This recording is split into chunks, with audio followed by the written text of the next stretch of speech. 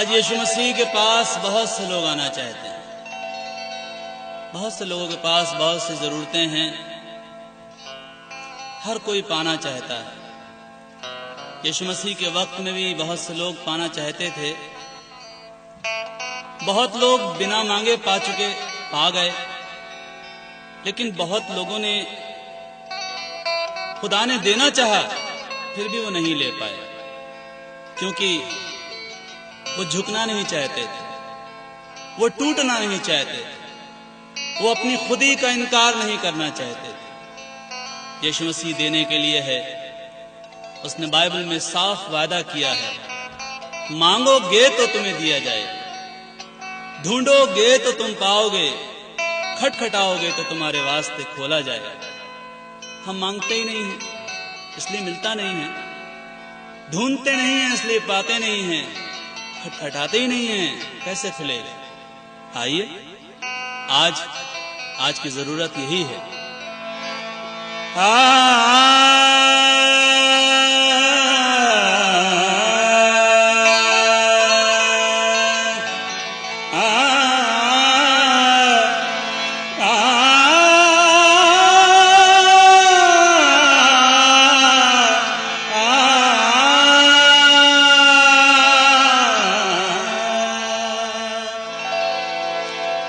वो बुलाते हैं सभी को, जाने वाला चाहिए, बरकत वो लुटा रहे हैं, पाने वाला चाहिए।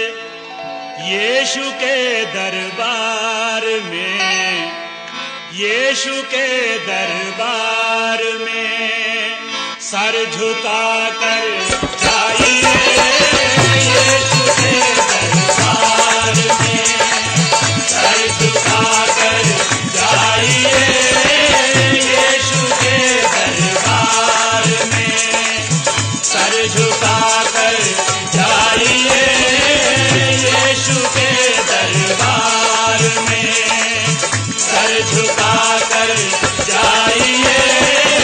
यीशु के दरबार में। देखिए, यीशु मसीह कहीं और जा रहे हैं, किसी और को चंगाई देनी है। तभी एक औरत जो 12 साल से बीमारी में थी, वो चुपके से ये सोचती है कि अगर मैं यीशु मसीह के कपड़ों को छू लूंगी तो मुझे चंगाई मिल जाएगी, मैं अपनी बीमारी से अच्छी हो जाऊंगी। वो औरत आती है, चुपके से कपड़ा छूती है और वाकई चंगी हो जाती है। यीशु मसीह जान जाते हैं कि मुझे किसी ने छुआ। वो कहते हैं, कौन है जिसने मुझे छुआ?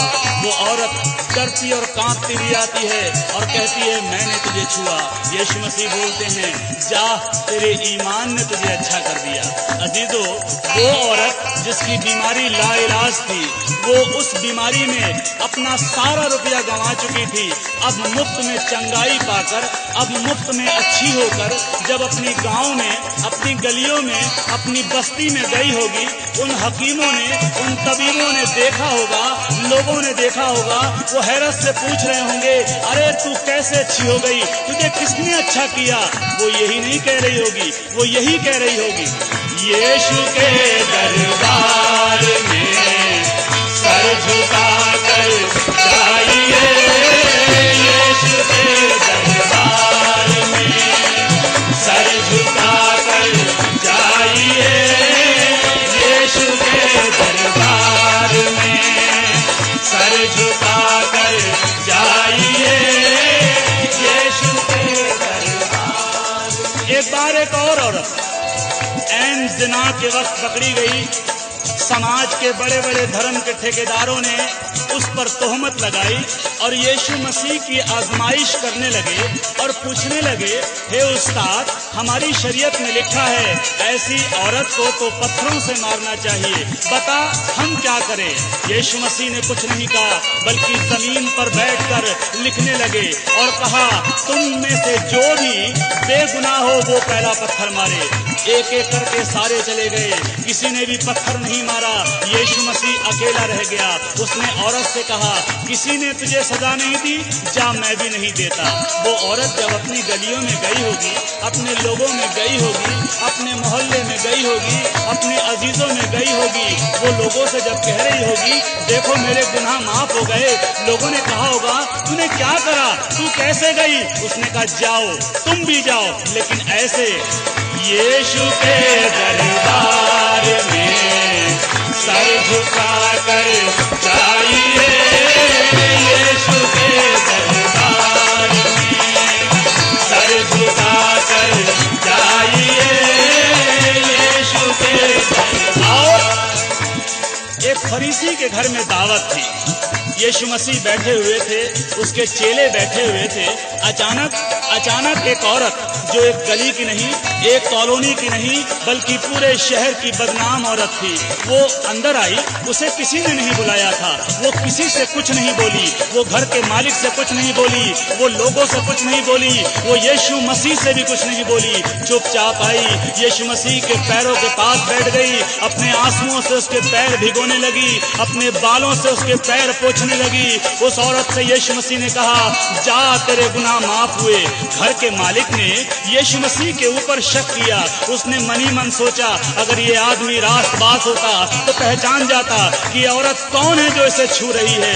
यीशु मसीह जो मन की बातों का जांचने वाला है, उसने उससे कहा, मुझे तुझसे एक बात कहनी है, कौन ज्यादा मोहब्बत करेगा, वो जिसका कम किया गया वो या जिसका ज्यादा माफ किया गया? वो बोला जिसका ज्यादा माफ किया गया। इसलिए यीशु मसीह बोले, मैं तेरे घर में आया, तूने मुझे पांव धोने के लिए पानी नहीं दिया, लेकिन इस औरत ने अपने आंसुओं से मेरे पैरों को धोया है। तूने मेरे गाल पर चूमा नहीं दिया, लेकिन इसने मेरे पैरों को चूमना नहीं छोड़ा है। इसीलिए इसके गुनाह जो ज्यादा थे माफ हुए। मेरे प्यारों, जब वो औरत अपनी गलियों में गई होगी, अपने शहर के बदनामियों में पहुंची होगी, जो लोग उसे देखकर मुकर जाते थे, जो लोग उसे देखकर मुंह छुपा लेते थे, वो लोगों के सामने बड़े हियाव के साथ, बड़े दिलेरी के साथ कहती होगी, आओ देखो उस खुदावन को जिसने मेरे गुनाहों को माफ कर दिया, तुम्हें भी माफी मिलेगी। लेकिन ऐसे जाना, यीशु के दरबार में, यीशु के दरबार में सर झुका कर जाइए, यीशु के दरबार में सर झुका कर जाइए,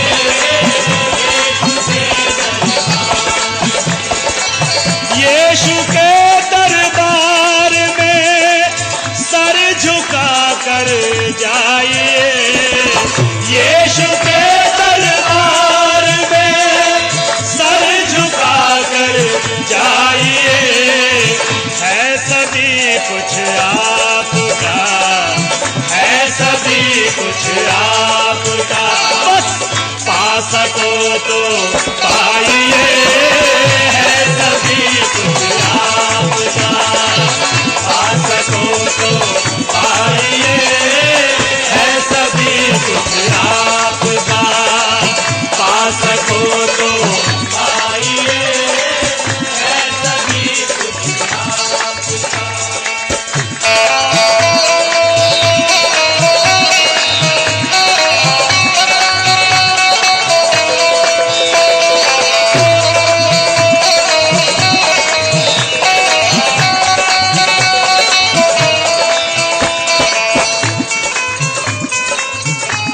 जीवन की रोटी के बारे में बहुत सुना होगा।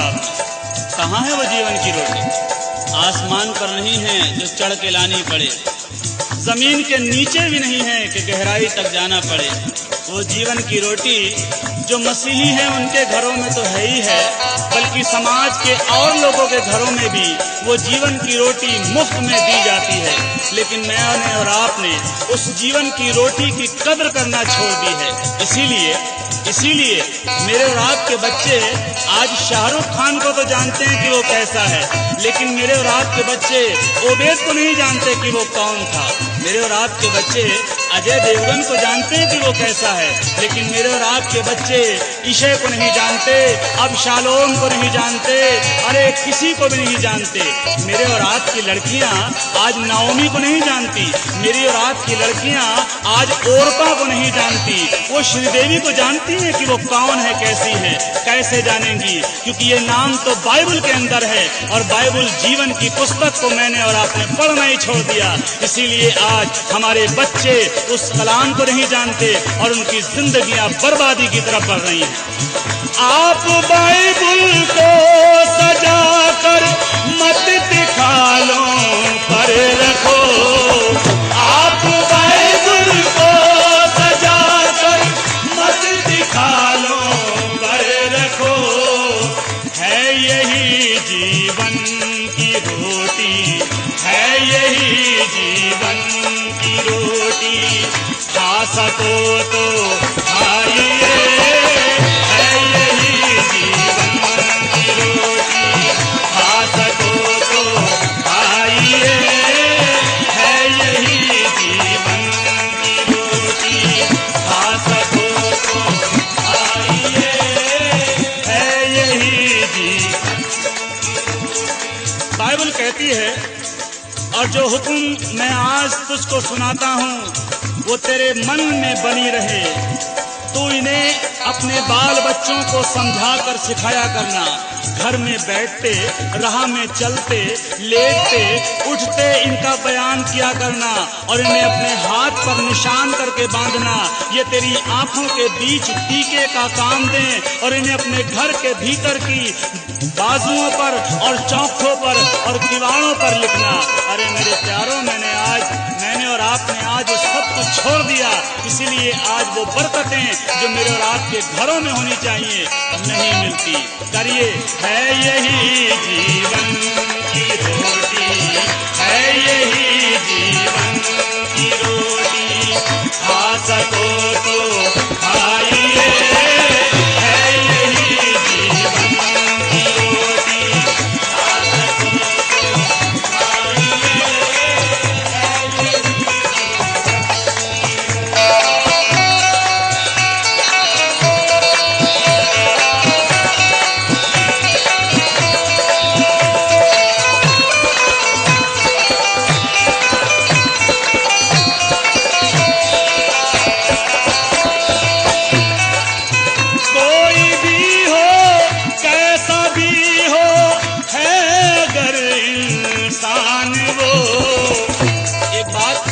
एक बात सोच कर रखिएगा, अगर मैं और आप पिक्चर हॉल में बैठे हों और बगल की सीट पर मेरा और आपका दुश्मन आकर बैठ जाए तो क्या पिक्चर हॉल में जाना बंद कर देंगे?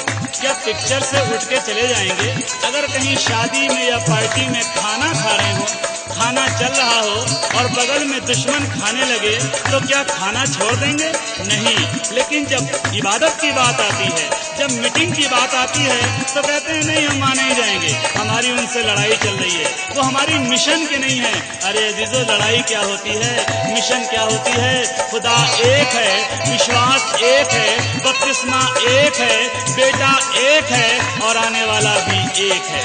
कोई भी हो, कैसा भी हो, है अगर इंसान वो, कोई भी हो, कैसा भी हो, है अगर इंसान वो, घर में उसके लेके बाइबल, घर में उसके लेके बाइबल, जा सको तो जाइए, घर में उसके लेके बाइबल, जा सको तो जाइए, घर में उसके बाइबल।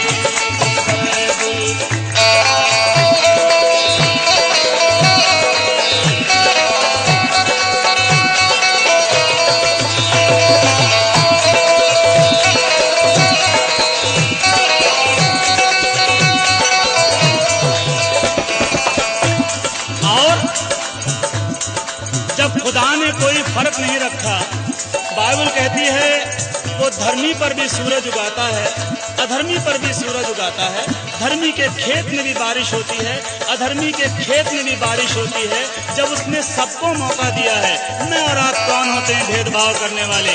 मैं और आप कौन हैं जो फर्क करते हैं? वो है हिंदू, वो है मुस्लिम, वो है पापी, वो पवित्र। वो है हिंदू, वो है मुस्लिम, वो है पापी, वो पवित्र। ऐसी बातों की दीवारें, ऐसी बातों की दीवारें ढा सको तो ढाइए। ऐसी बातों की दीवारें ढा सको तो ढाइए। ऐसी बातों की दीवारें ढा सको तो ढाइए। ऐसी बातों की दीवारें।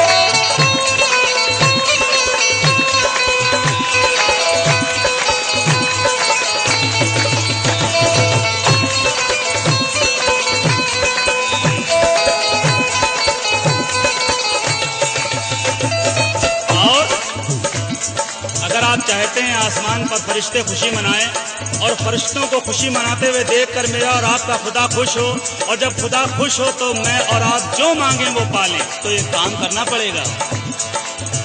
चाहते हो कर फरिश्ते आसमां पर हो मगन, चाहते हो कर फरिश्ते आसमां पर हो मगन।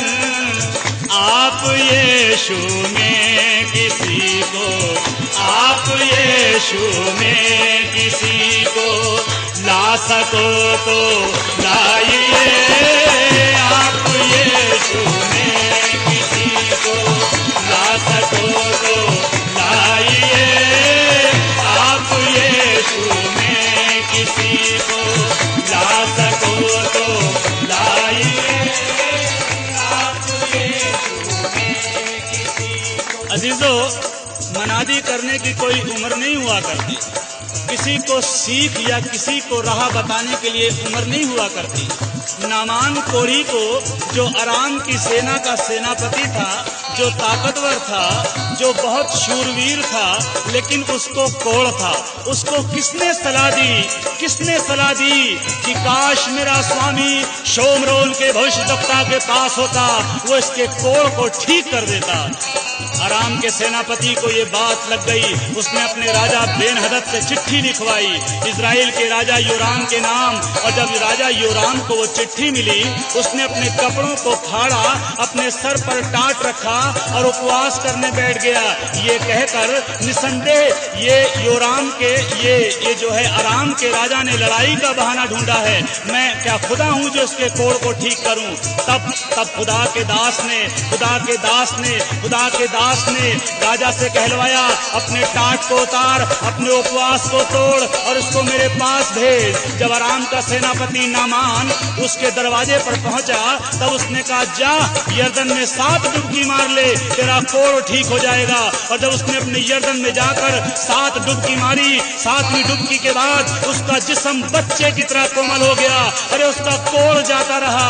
मेरे अजीजों, जब वो एक छोटी सी लड़की, वो एक छोटी सी बंधुआ लड़की, वो एक कैदी लड़की एक सेनापति को राह दिखा सकती है, अरे दावे के साथ कह सकती है, मेरे खुदा के पास जाओ, तुम्हारा कोढ़ ठीक हो जाएगा। मैं और आप क्या एक छोटी सी बच्ची से गए गुजरे हैं? क्या उस गुलाम लड़की से गए गुजरे हैं? ऐसी बात नहीं है। आज से ही कोशिश करिए, कहिए लोगों से, आप यीशु में किसी को, आप यीशु में किसी को ला सको तो